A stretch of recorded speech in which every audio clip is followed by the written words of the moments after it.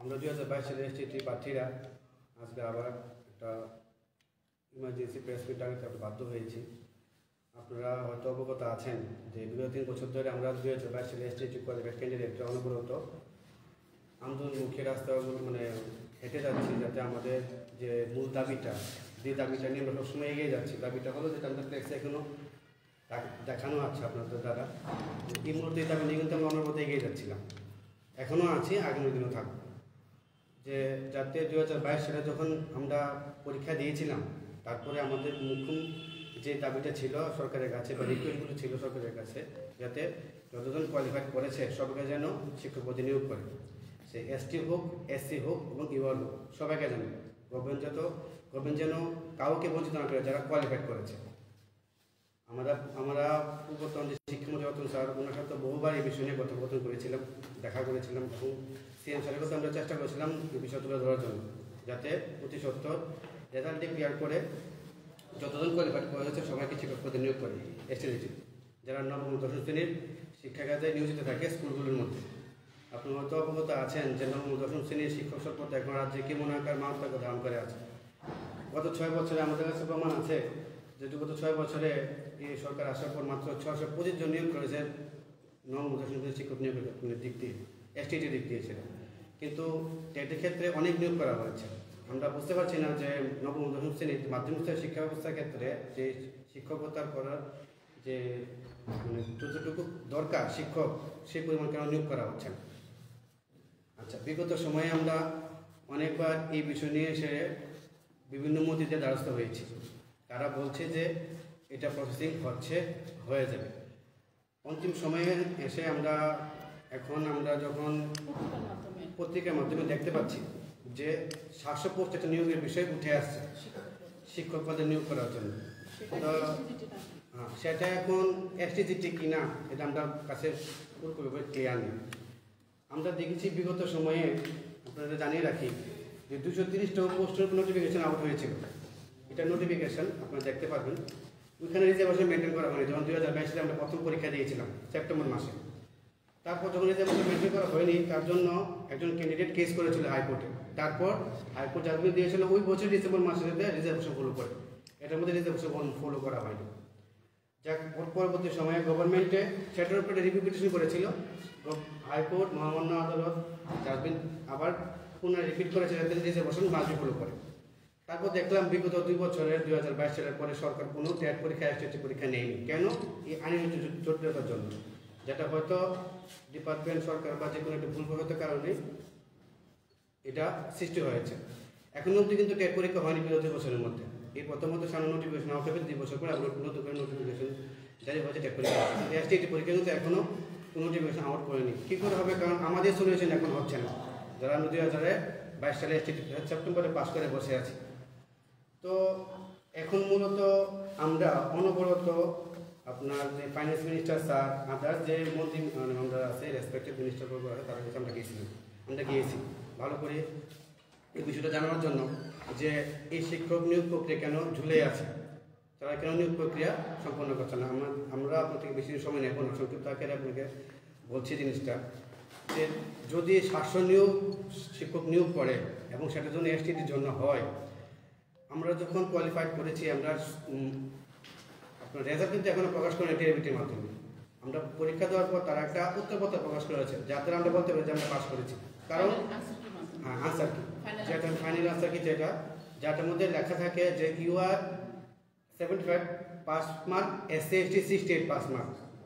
আজকে যদি এটা বলা হয় যে 700 পোস্ট দেওয়া হবে, 700 অ্যাপ্লিক্যান্ট আছে আমাদের, তাহলে আমি অ্যাপ্লিকে ধরতে পারি যে তারা উপযুক্ত। তাহলে এখন যখন আমরা অনবরত 2 বছর ধরে রিকোয়েস্ট করে যাচ্ছি, বিশেষ করে এখন তো দপ্তরের মুখ্যমন্ত্রী স্যার নিজে, ওনার কাছে বরাবর আমরা রিকোয়েস্ট করে যাচ্ছি যাতে যারা 75 ইউআর এবং এসসি এসটি 68 ক্রস করেছে সবাইকে যেন নিয়োগ করা হয়। কারণ গত 6 বছরে নবম দশম শ্রেণীর এসটি টিচার একদম কম মাত্রায় নিয়োগ করেছে 625 জন, এবং সেটা যেটা যে খালিটা সেটা পূর্ণ করতে গেলে অনেকটা টিচার নিয়োগ করা খুবই দরকার। আজকে এমন কোনো দিন বাদ নেই যে প্রত্যেক থেকে উঠছে না, এমন কোনো মহকুমা বাদ নেই যেখানে ছাত্রছাত্রীরা রাস্তা আন্দোলন করছে না সাবজেক্ট টিচারের জন্য, মাধ্যমিক স্তরের শিক্ষক নিয়োগ করার জন্য। আপনার বিআরপি সিআরপি দিয়ে ক্লাস করিয়ে আপনার আপনার প্রাইমারি সেকশনে দিয়ে ট্রান্সফার গ্রুপে দিয়ে ক্লাস করিয়ে জোড়াতলে দিয়ে দেখবে শিক্ষা ব্যবস্থা উন্নতি করা সম্ভব না। আমরা বারবার দাবি রাখছি যাতে শিক্ষককে নিয়োগ করে। আমরা যখন অনুব্রত আমরা যে মূল দাবিটা যেটা আমরা ফ্লেক্স নিয়ে আমরা বরাবর সামনে আগে এগিয়ে যাই যাতে অতি সত্ত্বর সবাইকে শিক্ষকপদে নিয়োগ করে, কিন্তু রিজার্ভেশন মেনে পোস্ট ইনক্রিজ করে সবাইকে যেন করে। আজকে যখন 230 নোটিফিকেশন আউট হয়েছিল, হাইকোর্ট যখন বলেছে রিজার্ভেশন ফলো করতে, তো অটোমেটিক ওখানের মধ্যে এসটি পোস্ট কমে যায়। আমরা বলেছি না, সেটা যেন না হয়। পোস্ট অনেক খালি পড়ে আছে, এসটির আরটিআই রিপোর্ট আছে, অনেক পোস্ট খালি পড়ে আছে। তাদের জন্য পোস্ট ইনক্রিজ করে সবাইকে রিক্রুট করে, কেউ যাতে বাদ না যায়, না কোনো এসসি, না কোনো এসটি, না কোনো ইউআর। এখন যখন 700 পোস্ট আসছে কথা বলছে, সেটা যদি আমাদের জন্য হয়, যদি তার মধ্যে সবাই আসে ভালো কথা, যদি সব করে কেন্দ্রে আসে, যদি না আসে তাহলে আমি রাজ্য সরকারের কাছে আমরা ভালোভাবে আমরা বিনম্র আবেদন রাখবো যাতে ওনারা ভালোভাবে এই জিনিসটা দেখে, এবং যদি কোনো ক্যান্ডিডেট বাকি থাকে যারা পাস করেছে কিন্তু পায়নি ওই 700 মধ্যে, তার জন্য অতি সত্ত্বর পোস্ট ইনক্রিজ করে। পোস্ট অনেক করে আছে, আপনি দেখবেন মিডিয়ার মাধ্যমে অধিবেশনে সিএম স্যার কিন্তু নিজে বলেছে এসটিটির 1200-1300 পোস্ট খালি পড়ে আছে। তাহলে পোস্ট পড়ে আছে, কোয়ালিফাইড ক্যান্ডিডেট পড়ে আছে, ফাইন্যান্স মিনিস্টার বলছেন যে ফাইন্যান্সের অভাব নেই, তাহলে কেন নিয়োগ করছে না? পোস্ট ইনক্রিজ করে সবাইকে। এখন কথা হলো যে গভর্নমেন্ট যেহেতু 230 পোস্ট থেকে 700 পোস্ট যদি বেড়ে থাকে আমাদের জন্য, তাহলে যেন সবাইকে নিয়োগ করে যারা পাস করেছে। আমি আবার বলছি, SC ST 68 pass mark, UR 78 pass mark, সবাইকে যেন নিয়োগ করে যারা পাস করেছে। কাউকে যেন সরকার যাতে কোনো একটা ক্ষুদ্র একটা সংখ্যা বা বেস করে না বেড়ে, যেহেতু সরকার বলে সব কথা সবকে বিকাশ, উনি সবার কথা চিন্তা করে, তাহলে যাতে এই ক্ষেত্রে নবম দশম শ্রেণী শিক্ষার ক্ষেত্রে যাতে সবার কথা চিন্তা করে যতজন শিক্ষক পাস করেছে, মানে ক্যান্ডিডেট পাস করেছে এসটি সবাই যাতে নিয়োগ করে। আচ্ছা, আপনাদের মাধ্যমে আরেকটা জিনিস জানিয়ে রাখি যে আমরা বিগত কিছুদিন ধরে ফাইন্যান্স মিনিস্টারের সাথে আমরা অনেকবার কথা বলেছি এই বিষয় নিয়ে। এসে আপনি জানিয়ে দেবেন খুব দরকার। ফাইন্যান্স মিনিস্টারের সাথে কথা বলে উনি কিন্তু 2-3বার প্রেসের সাথে ব্রিফিং দিয়েছিল যে বিভিন্ন জায়গার প্রোগ্রামে গিয়ে যে এসটি সবাইকে রিক্রুট করা হবে। তার একটা ভিডিও কিন্তু আমার সামনে আছে, আপনি যদি চান আমরা দেখিয়ে দিতে পারি। এই ভিডিওটা এখনও আছে আমাদের কাছে। আমরা সেটা মানে আপনাদের কাছে তুলে দেওয়ার কারণ হলো, আমরা এই ভিডিও দেখে আমরা অনেক আশাবাদী হয়েছিলাম। এই ভিডিও দেখে আমরা খুব অনেক আশাবাদী হয়েছিলাম, কারণ অনেক ক্যান্ডিডেট আছে যারা ওভারেজ হয়ে গেছে, তারা কিন্তু 2 বছর ওভারেজ হয়ে তারা কিন্তু পরীক্ষা দিতে পারবে না। তারা 2022 এসটিতে পাস করে বসে আছে। এখন যদি শাসনে তারা না আসে, তাদের কী হবে? তাদের ভবিষ্যৎ কী হবে? উনি ক্লিয়ার বলেছে যাতে হাইকোর্টে বা সুপ্রিম কোর্টে আপনি যাই আছে, উনি সবাইকে রিক্রুট করবে যারা 2022 সালে এসটিতে পরীক্ষায় পাস করেছে। এবং আমরা খুব আশাবাদী হয়েছিলাম ওনার কথা শুনে। আমরা বরাবর ওনার সাথে মিট করেছি এবং আমাদের দাবি টুকে রেখেছি। তো তার জন্য আমরা আপনাদের মাধ্যমে বিশেষ করে ফাইন্যান্স মিনিস্টার থেকে শুরু করে বিশেষ দপ্তরের মন্ত্রী যেহেতু সিএম স্যার, ওনার কাছে বিভিন্ন আবেদন রাখছি যেন মন্ত্রী বিষয়টা দেখে যতজন কোয়ালিফাইড করেছে 2022 সালে এসটি পরীক্ষা সবাই যদি শিক্ষক নিয়োগ করে, এসসি হোক, এসটি হোক, ইউআর হোক, যদি কোয়ালিফাইড করে থাকে কেউ যাতে বঞ্চিত না হয়। আগামী দিনে আমাদের থেকে কিছু সংখ্যক ক্যান্ডিডেটরা সিএম বাড়ি মুখী হবে। ওনার সাথে যেহেতু দপ্তরের মন্ত্রী উনি, তথাপি এই রাজ্যের অভিভাবক, ওনার সাথে জিনিসটা জানবার জন্য যে কেন তাদের সবাইকে নিয়োগ করা হবে না, যাতে সবাইকে নিয়োগ করা হয়, প্রতিহত নিয়োগ করা হয় যারা কোয়ালিফাইড করেছে। আর যদি এই প্রবলেম সলিউশন না হয়, আজকে আমরা বিগত সময় আপনি দেখেছেন আমরা বিভিন্ন জায়গাতে আন্দোলন করেছি, কোথাও অনেক সময় টিআইবিটির সামনে, কোথাও সিটি সেন্টার, কোথাও রাজবাড়ির সামনে, কোথাও মন্ত্রীবাড়ির সামনে, সেই আন্দোলন কিন্তু বরাবর চলতে থাকবে। হয়তো আগামী দিনে সেটা আরও বড় আকার ধারণ করবে। আচ্ছা, আমার পরে আমার বাকি কথাগুলো বলবে আমার। নমস্কার সবাইকে। আমি বলতে চাইছি যে এসটিরা বিশেষ করে যদি আমরা 700 যদি দেখে থাকি মিডিয়ার মাধ্যমে, 700 পোস্ট যদি আমাদের এসটিজিটিদের জন্য হয়ে থাকে, তাহলে এসটি পোস্ট আসে 217, রিজার্ভেশন ফলো করে 217টা। তাহলে যদি 217 আসে, তাহলে দেখা যাচ্ছে যে আমাদের প্রথমে 230-এর মধ্যে এসটিদের পোস্ট ছিল 172, তো এখন বেড়েছে অনলি 45, মানে 172, আর এদিকে 45 বেড়ে হয়েছে 270, মানে 700 পোস্ট যদি আমরা ধরি, তাহলে আমি বলবো যে এটা এসটিদের সাথেও ইন্ডিভিজুয়াল ডিফারেন্স করা হচ্ছে। কারণ এসটির পোস্ট যে জায়গা খালি আছে সেই জায়গা কেন এসটিদেরকে বঞ্চিত করা হচ্ছে? তারপর কথা হলো টেট নেওয়া হয়েছে 2022 ডিসেম্বর মাসে। তখন 3600-এর মতো পোস্ট নেওয়া হয়েছে, টেট 1 অ্যান্ড টেট 2। টেট 1 কিন্তু class 1 to 5 and TET 2 6 to 8, এটা সবাই জানে। আর এসটিজিটি কিন্তু class 9-10 selection test graduate teacher. But আমরা দেখছি কি তখন 2022-তে যখন নেওয়া হয়েছিল 3600-এর মতো টেট টিচার, তখন এসটি ক্যান্ডিডেট ছিল অনলি 200। আর এখন বর্তমানে টেটের জন্য নোটিফিকেশন দেওয়া হয়েছে টিচার নিয়োগ করার জন্য। একটা হচ্ছে এক্সামের জন্য আর একটা হচ্ছে নিয়োগ করার জন্য।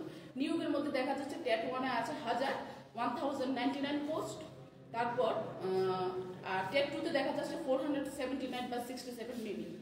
কিন্তু সেখানে পাস করা ST qualified candidate only 12 to 14।